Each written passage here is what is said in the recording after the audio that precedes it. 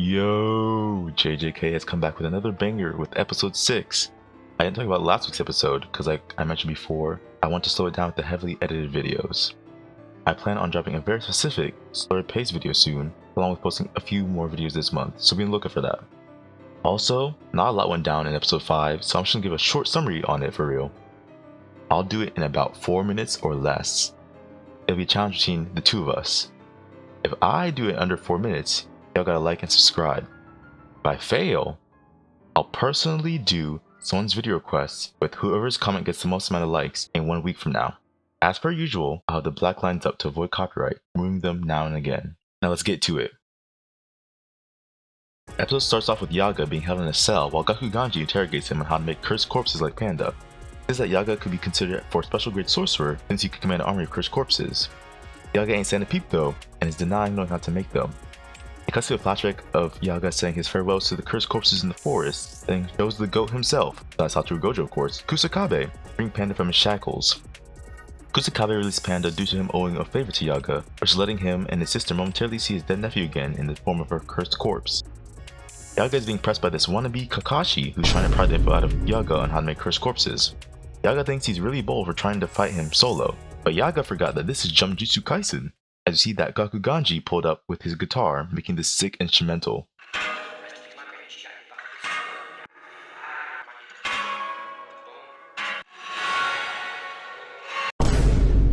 Yaga gets slimed out and then starts spilling the beans faster than 6ix9ine on how to make cursed corpses.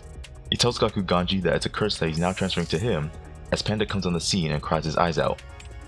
Fast forwarding a few days, we see Yuji and Megumi walking to Hakari's location to recruit him as they planned in episode 3. Negan gives them a rundown about Hakari. He's running an illegal fight club for non-sorcerers, aka humans, using Jujutsu sorcerers as a spectacle. Megumi and Yuji got this Sasuke and Naruto vibe going on, since they changed fits to avoid being detected by him for being associated with Jujutsu High. Megumi gets his gangster tested as they make their way to the fight club. They get accepted in as Yuji will be going to fight for them. The two of them head back, planning on recruiting Hakari quickly since it took them 2 days to get here. If they can't, they'll just dip since Megumi's sister is running out of time to join the Culling Games. Itadori heads back to the club later that night and plans on putting on a show to get Hakari's good side. Bro smiles the biggest smile ever since Shibuya, thinking that his opponent is Panda. The creator of JJK, Gege Akutami, makes a small cameo as Yuji and Panda have this insane fake battle. It's got more frames than the entirety of One Punch Man Season 3. Panda gives Yuji the rundown on everything happening here, as the two of them have this WWE fight, and Yuji gets the finishing blow, ending the match. Hakari calls for Yuji to come upstairs to start in scripted fights. We see Megumi hiding in the shadows trying to aura farm, with the glorious GOAT Hakari finally being on the big screen, hitting those voice lines I did in my Hakari video.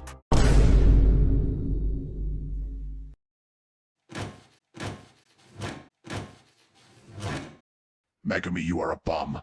Why are you aura farming instead of being a good sorcerer? You never do this again in the show.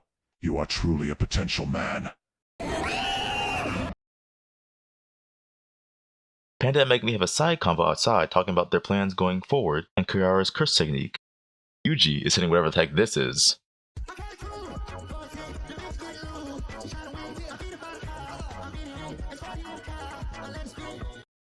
Kirara takes Yuji up to see Hakari as they have this 2-minute convo in this tight room with the camera on them the entire time. Hakari is giving a speech on how he wants to rule society through gambling, but his phone starts ringing. He pours Yuji a drink and then tells him that Gojo can't hold his liquor. Yuji asks this ridiculous line saying, "Who's Satoru Gojo?" Yuji then gets into this broken household of 4 family abuse beating combo with Hakari's fever going cold. And time. Ayy, with a few seconds to spare too. Well, if a deal's a deal, y'all gotta leave a like on the video and subscribe. Appreciate it, Chacho, it helps me out a lot. Alright, now let's get to the real main event that y'all are waiting for. Episode 6 starts before Hakari and Yuji's conversation. Megumi, taking after bush camper Yuta, takes down 2 guards in the parking lot within the shadows. Why is Mappa trying to give Megumi aura? He's just standing there, menacingly. Yes we, know bro is washed. Panda does the same thing on the other side of the building as the two of them make it up to the rooftop where Hakari and Yuji are talking. They're going to guard the door to make sure that no one interferes, but they run into Kirara. Now, I'm going to say this once before y'all come for my throat in the comments. Kirara's gender is up in the air as Gege has left it ambiguous. They're biologically a boy before the series started. Some say that they're a femboy at this point, and some say otherwise. Personally, I'm just gonna stay between saying bro, Kirara's name, or saying the word they. Kirara immediately sends a signal to Hakari letting know that the ops are here. Megumi summons Divine Dog to attack Kirara while Panda jumps down. Divine Dog gets repelled back to Megumi as Panda tries to chase Kirara down but can't get close. Where you go, I go. What you see, I see. You know I'll never be me until eternity. Panda just wants Kirara to listen to the request for Hakari's help. Megumi jumps down in front of the door as the three of them are essentially in a stalemate since they can't approach each other. He tells Kirara that they're not ops and they just want help, as the bears that have come down are a Jujutsu terror attack. Kirara says that Jujutsu Society shouldn't have kicked them out then, with Panda chiming in. Panda mentions that Kirara and Hakari fought with the Jujutsu higher-ups. It basically boils down to the elderly sorcerers being stuck in their ways, trying to keep things the same, as they hate how technology has taken over and has also been mixed into curse techniques. Kirara stands in shock when Megumi tells them that they need their help as Gojo has been sealed. Kirara clearly doesn't believe it since everyone thinks that Gojo is too strong to lose, as Panda and Megumi come to the same conclusion. Megumi uses Rabbit Escape to summon a bunch of rabbits that storm the parking lot roof. Just like Divine Dog, the rabbits are propelled back to him like a magnet, but he releases them as he uses the shadows to rise up to the upper level.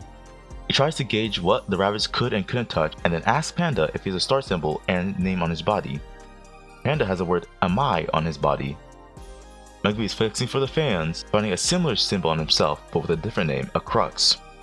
The star symbol and the crux name are on his Shikigami too. He exposes the groundwork for the technique as it is based on the Southern Cross constellation. Kirara's facial expression gives it away too, as Megumi is dumbfounded that he got it right. Panda makes his way back up to Megumi as the two of them debate on how Kirara's curse technique works.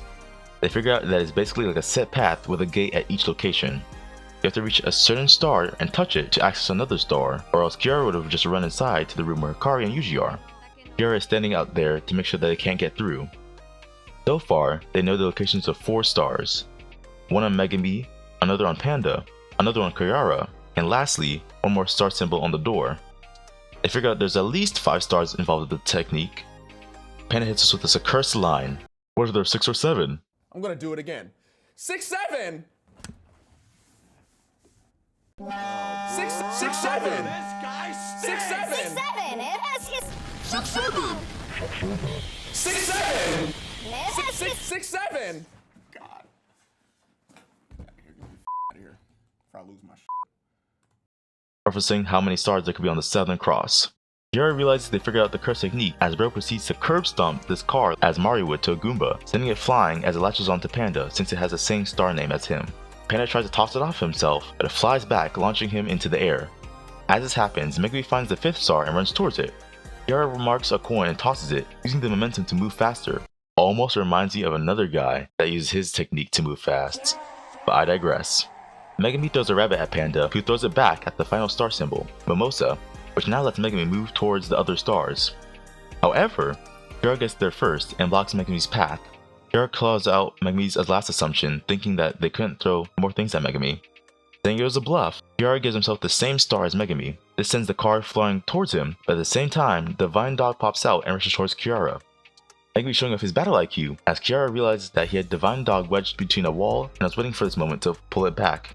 Kirara releases the technique and gets pinned by Megumi, with the car exploding in the background.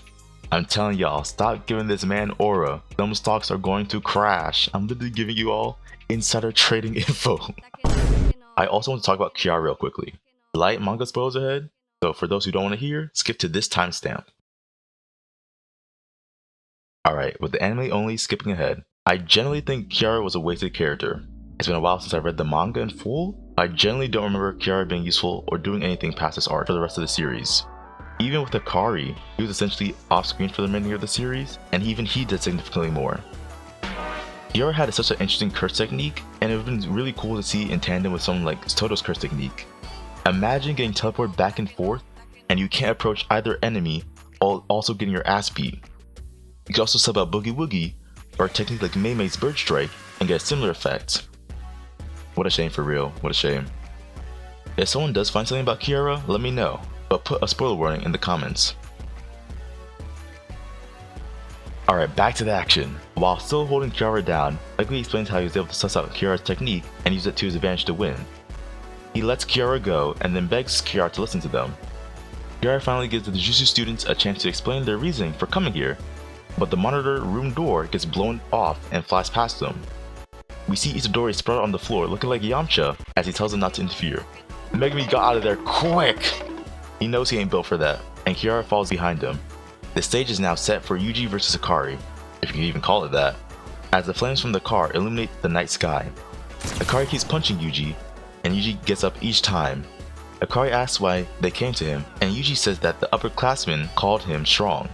He looks off in annoyance, and tells Yuji that when sorcerers ask each other for help, it's like saying, "Are you willing to lose your life for my sake?"